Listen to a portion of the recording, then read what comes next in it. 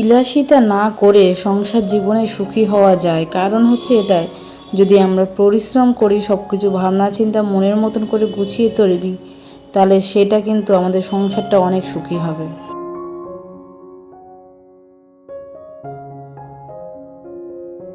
আসসালামু আলাইকুম, সকলে কেমন আছো? আই হোপ তোমরা সকলে অনেক ভালো আছো। আলহামদুলিল্লাহ, আমিও খুবই ভালো আছি। সকালবেলা ছোটোবাবু উঠে জেদ করা শুরু করে দিয়েছে, যেটা ওর সবসময় কাজ। তো ওকে ওই পারে গুছিয়ে দিয়ে আমি চলে এসেছি ব্রাশ করতে। ওকে ব্রাশ করে দিয়েছি, দিয়ে আমি ব্রাশটা করব।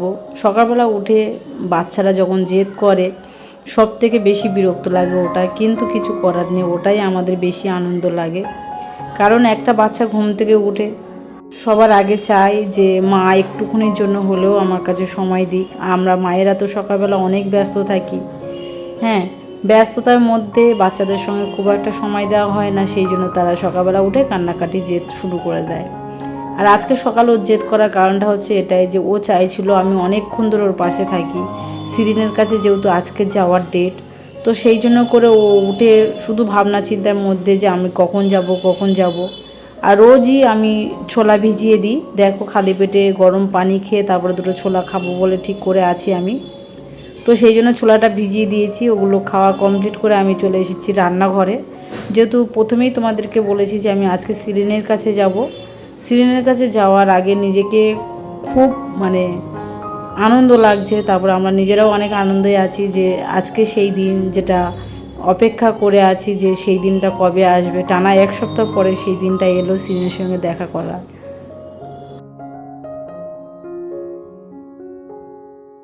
তো এদিকে মাছগুলো বেছে নিচ্ছি, মাছগুলো ভালোভাবে পরিষ্কার পরিচ্ছন্ন করে নিচ্ছি।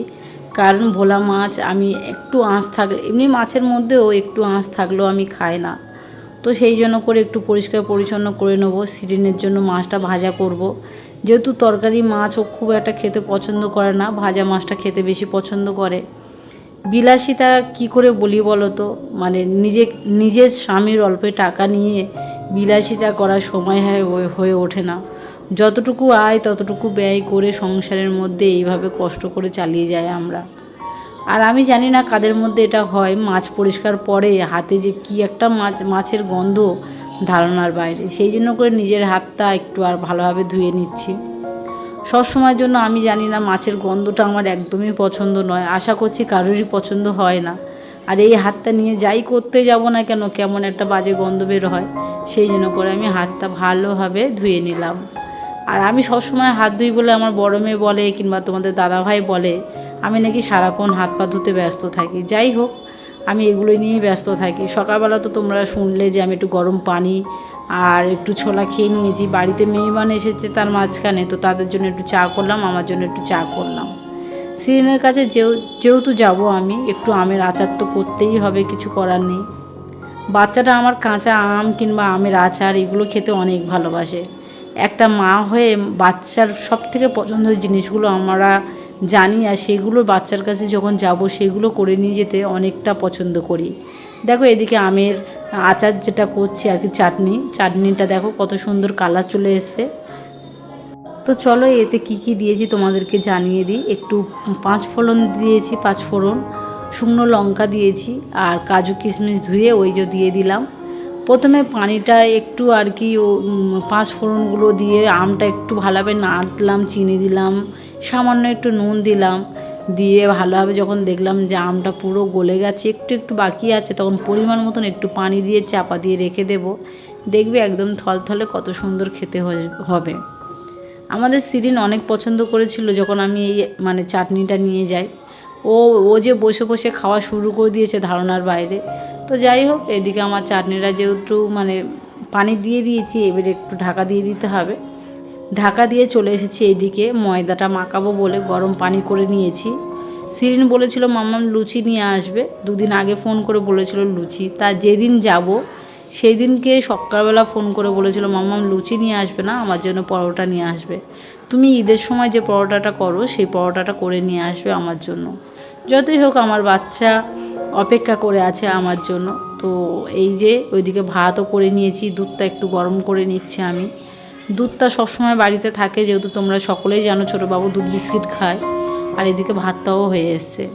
তো এদিকে এগুলো কমপ্লিট। মুরগির মাংসটাও ভালোভাবে ধুয়ে নেব আমি। মুরগির মাংসটা ধোয়া কমপ্লিট হয়ে গেছে। তো এদিকে ময়দাটা এবার মাখাতে হবে। ময়দা মাখানোর সময় সবাই বলে একটা ডিম দিতে, আর আমি সবসময়ের জন্য 2টো করে ডিম দিই। কারণ 2টো করে ডিম দিলে ময়দাটা যখন লুচি পরোটাটা হয় খুব সুন্দর খেতে হয়। আমি গিয়েছিলাম আমার নানি শাশুড়িদের বাড়ি একদিনকে, আমার বড় মামি শাশুড়ি একদিনকে এরকমই করে ময়দা মাখিয়ে পরোটাটা করছিল। তো আমি সেটাই দেখে নিয়েছি। গৃহবধূদের বুদ্ধি এতটা স্ট্রং, ধারণার বাইরে। আর কোনো কাজকাম বাপের বাড়ি থেকে শিখে আসে না, সব কিছু এসে কিন্তু সংসারের চাপে পরিস্থিতির সঙ্গে সঙ্গে সব কাজকাম অটোমেটিক হয়ে যায়, যতই বলুক না কেন। আর কিছু কিছু শাশুড়িরা তো খোঁটা দিতেই থাকে যে মেয়ে বাপের বাড়িতে কিছুই শিখে আসেনি। হ্যাঁ, কিছু কিছু জন আছে যে কিছু করতে পারে না। তো তাদেরকে আমার মনে হয় তাদেরকে শিখিয়ে পুড়িয়ে নিয়ে সংসারে লাগা ভালো। যেহেতু তারা অনেকে আছে বাবা মার স্পেশাল বাচ্চা আদরে বড় হয়, তো শ্বশুরবাড়ি যখন আসে শ্বশুর শাশুড়ি উচিত সে বাচ্চাটাকে শিখিয়ে নেওয়ার জন্য। তো দেখো ময়দাটা কি সুন্দর নরম তলতলে হয়েছে। আর একটু মাখালে ভালো হতো, কিন্তু এত নরম হয়ে গেছে যে আমি হাতই দিতে পারছি না।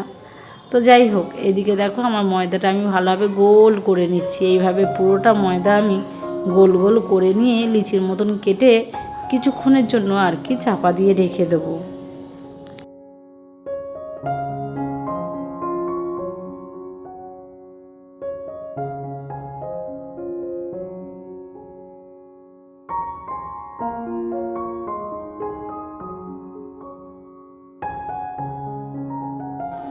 সব কটা একটু হাত দিয়ে গোল গোল করে নিলাম, একটু তেল মাখিয়ে নিলাম। আমার মামি শাশুড়ি আমি দেখেছিলাম অনেকগুলো তেলের উপরে ডুবিয়ে রেখে দিয়েছিল। তো কিছুক্ষণ পরে আর কি আমার কাঁসার যে প্লেট, কাঁসার প্লেটের উল্টো দিকে ভালোভাবে ধুয়ে ওটা একটু চারিদিকে ছড়িয়ে আর কি ওলট পালট করে গোল গোল করে সব কটা এইভাবে করে আর কি আমি রেখে দেব।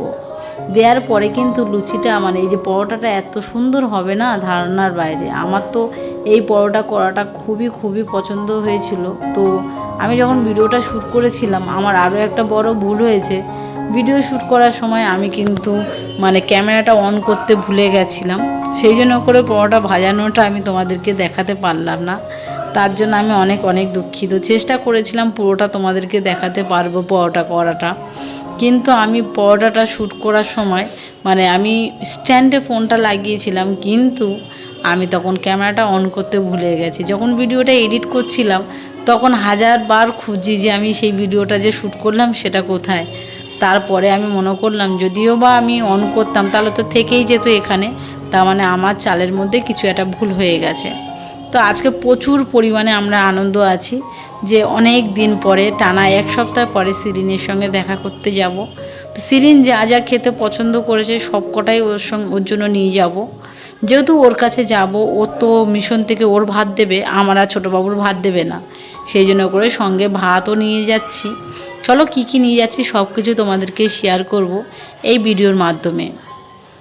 স্বামীর অল্প টাকা হলেও আমি যে আমার বাচ্চাদেরকে সুখে রাখতে পারি স্বামীর অল্প টাকা নিয়ে, সেটাই এই ভিডিওর মধ্যে আছে। তো ছোটোবাবুর জন্য দেখো মাংস, আর ও যেহেতু মশলা ছাড়াই তরকারি খায় সেই জন্য এই ছোটো টিফিন বক্সের মধ্যে ছোটোবাবুর তরকারিটা নিয়ে নিলাম। একটু ঝোল বেশি হয়ে গেছে, ঢেলে দিলাম। আর এবারে জানি তরকারির ঝোলটা পড়ে যাবে, সেই জন্য ভাতের মধ্যে টাইট করে ওটা দিয়ে দিয়েছি যাতে ঝোলটা না এদিক ওদিক না পড়ে যায়। এটা হচ্ছে আমাদের তরকারি হয়ে গেছে। আর এই যে চাটনিটা করেছিলাম তোমরা দেখেছিলে, এই চাটনিটা শিরিনের জন্য নিয়ে যাব। শিরিন, আমারও বেশ ভালো লেগেছে চাটনিটা, তবে তোমাদের দাদাভাই একদমই খেতে পছন্দ করে না, আমি আর শিরিনই খাই এগুলো। তো এটা হচ্ছে শিরিনের জন্য। মা হয়ে কি করে ওদেরকে ফেলে খাই বলো তো। আর এদিকে তরমুজ খেতে অনেক ভালোবাসে, সেই জন্য হাফ তরমুজ ওর জন্য নিয়ে নিয়েছি। আর এদিকে এই যে মাংসের তরকারিটা তোমাদেরকে দেখাবো বলছিলাম, মাংসের তরকারিটা দেখো আমি টিফিন বক্সে ঢেলে নিয়েছি, এই যে যাতে আমরা গিয়ে খেতে পারি। তারপরে রাত্রেবেলা একটু থাকলে ওর তরকারি ভাত দিয়ে খেতে পারবে, তারপরে সন্ধ্যাবেলা একটু মুড়ি তরকারি খাবে, এইসব ভেবে। আর পরোটাটা দেখো কি নরম হয়েছে, দেখো একদম নরম হয়েছে পরোটাটা, সত্যি খুব সুন্দর হয়েছে। অল্প তেলের মধ্যে ভাজা করেছি আমি। আর এদিকে দেখো ও পেয়ারা খেতে অনেক ভালোবাসে, সেই জন্য 4টে পেয়ারা নিয়েছি। আর কাঁচা আম তো ওর জন্য নিয়েছি। দেখো আমি ওটাও আগে কিন্তু তোমাদেরকে বলেছিলাম। তো যেহেতু এদিকে রান্নাবান্না সবই কমপ্লিট হয়ে গেছে, এবারে রান্নাঘরটা তো যা তা ব্যাপার, রান্নাঘরটা হচ্ছে আমাদের গৃহবধূদের সবথেকে মূল্যবান জায়গা। এটাকে পরিষ্কার পরিচ্ছন্ন সবসময় রাখতে হয়। কদিন ধরে রান্নাঘরটা পরিষ্কার পরিচ্ছন্ন করব করে করাই হচ্ছে না, তাই ভাবলাম যে আজকে রান্নাঘরটা আমি পরিষ্কার করি। তো সেই ভেবে রান্নাঘরে আজকে কিছু জিনিস ওলটপালট করব আমি। এই যে যেমন রান্নাঘরের একটা এই ধারটাই ছিল, সেটা আবার একটু ঘুরিয়ে নিয়ে আসব। প্রথমে ভেবেছিলাম এগুলো আমি তুলে দেব, কিন্তু তারপরে ভাবলাম যে না, এগুলো তুলব না, এগুলো তুলে দেব বলে, কিন্তু যেহেতু র্যাকটা অনেক ন্যাক মানে একদম দুর্বল হয়ে গেছে, তো সেই দুর্বল র্যাকটাকে আমি রান্নাঘরে রাখি কি করে ভরসা পাচ্ছিলাম না। কিন্তু কি করব বলো, এখন র্যাক কেনার মতন ক্ষমতা আমার নেই।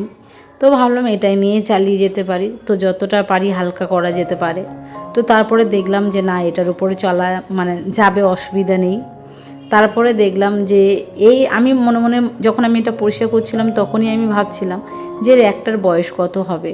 তো যেহেতু আমার 14 বছর হয়ে গেছে বিয়ে, এটা কিন্তু 14 বছরের র্যাক নয়, এটা তারও বেশি র্যাক, মিনিমাম এই 16 বছর বয়স হয়ে গেছে র্যাকটা। স্বাভাবিক এ তো দুর্বল হয়ে যাবে, তাই না? আমার সংসারে বেশিরভাগ জিনিসপত্র দেখবে সেগুলো সবই আমার বুবুর। এটাও আমার বুবুর র্যাক ছিল। বুবুর জিনিসপত্রগুলো আমি সবই ব্যবহার করি, যেহেতু তোমরা সকলেই জানো আমার বড়বাবু এখানে থাকে না, আমার বড়বাবু জাপানে থাকে।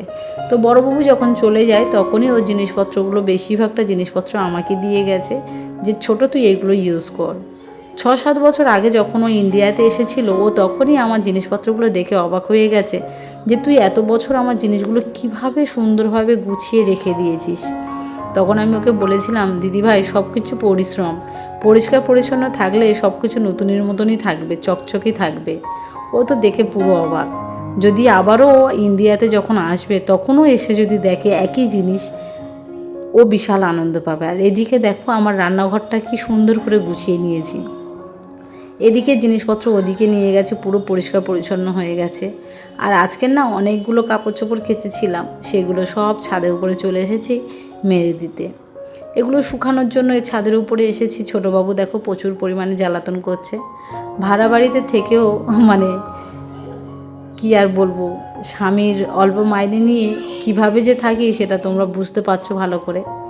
সব কিছু আর কি ওইভাবে আমি চালানোর চেষ্টা করি। হ্যাঁ, তোমরা হয়তো মনে মনে করতে পারো যে একটা র্যাকের দাম কত। দেখো আমার যে জিনিসটা আছে ভাঙাচোরা হলেও বিলাসিতা না করে আমি যদি সেই জিনিসটা অল্পর মধ্যে আমি যেটা আছে সেটা যদি চালিয়ে নিতে পারি, সেটা ভালো নয় বলো? নিত্য নতুন নিয়ে কি হবে? হ্যাঁ, সেই টাকাটা থাকলে আমার বাচ্চাদের পিছনে আমি সময় দিতে পারবো। আর প্রচুর পরিমাণে আনন্দের মধ্যে আছি। তোমরা দেখলে আমার সব খাবার টাবার করে সব গোছানো কমপ্লিট। এবারে কাপড় চোপড় মেলে দিয়ে আমি বেরিয়ে যাব সিরিনের কাছে। তবে হ্যাঁ, সিরিনের কাছে গিয়ে হয়তো ভিডিও শ্যুট করে তোমাদেরকে দেখাতে পারবো না, যেহেতু ওখানে ওই রকমই নিয়ম নেই। তো তোমরা সকলেই সিরিনের জন্য দোয়া করো। আলহামদুলিল্লাহ, সে আগের থেকে অনেক ভালো আছে।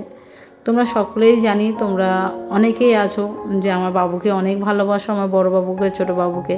তোমাদের দোয়া কিন্তু আমার বড় বাবু ছোটো বাবুকে অনেক ভালো রাখে। তো আমি এই কাপড় চোপড়গুলো মেলে দিচ্ছি, আর ভাবছিলাম যে আজকে তো আসতে সন্ধ্যা হয়ে যাবে, কখন আমি তুলবো। তার মাঝখানে কিছু করার নেই, আমি ঠিক সময় করে এসে তুলে নেব। ভাড়া বাড়িতে যেহেতু আমাদের বাড়িওয়ালার বউকে বললে উনি তুলে দেবে। আর সত্যি কথা বলতে নিজের কাজকাম আমি কাউকে বলে আর কি করাতে পছন্দ করি না।